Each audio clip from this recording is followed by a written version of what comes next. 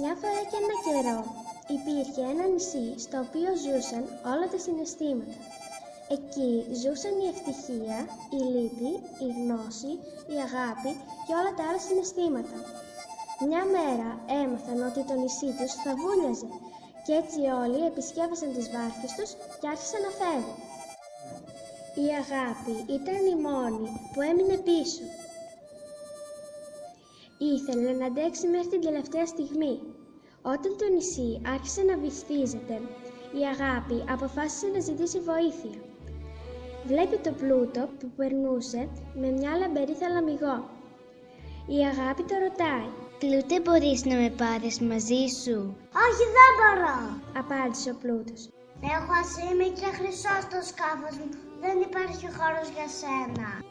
Η αγάπη τότε αποφάσισε να ζητήσει βοήθεια από την αλαζονία, που επίσης περνούσε από μπροστά της σε ένα πανέμορφο σκάφος. «Σε παρακαλώ, βοήθησέ με». «Δεν μπορώ να σε βοηθήσω, αγάπη. Είσαι μουσκεμα και θα μου χαλάσει το όμορφο σκάφος μου», της απάντησε η αλαζονία. Η λύπη ήταν πιο πέρα και έτσι η αγάπη αποφάσισε να ζητήσει από αυτή βοήθεια. «Λύπη, άφησέ με να έρθω μαζί σου». «Ω αγάπη, είμαι τόσο λυπημένη που θέλω να μείνω μόνη μου», είπε η λύπη. Η ευτυχία πέρασε μπροστά από την αγάπη, αλλά και αυτή δεν της έδωσε σημασία.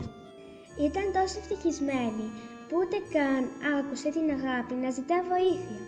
Ξαφνικά ακούστηκε μια φωνή. «Αγάπη, έλα προς τα εδώ, θα σε πάρω εγώ μαζί μου». Ήταν ένας πολύ ηλικιωμένος κύριος που η αγάπη δεν γνώριζε, αλλά ήταν γεμάτη από τέτοια ευγνωμοσύνη που ξέχασε να ρωτήσει το όνομά του. Όταν έφτασε στη στεριά, ο κύριος έφυγε και πήγε στον δρόμο του. Η αγάπη, γνωρίζοντας πόσο χρωστούσε στον κύριο που τη βοήθησε, ρώτησε τη γνώση. «Γνώση, ποιος με βοήθησε?» «Ο χρόνος», της απάντησε η γνώση. «Ο χρόνος?» ρώτησε η αγάπη. «Γιατί με βοήθησε ο χρόνος?» Τότε η γνώση χαμογέλασε και με βαθιά σοφία της είπε. «Μόνο ο χρόνος μπορεί να καταλάβει πόσο μεγάλη σημασία έχει η αγάπη.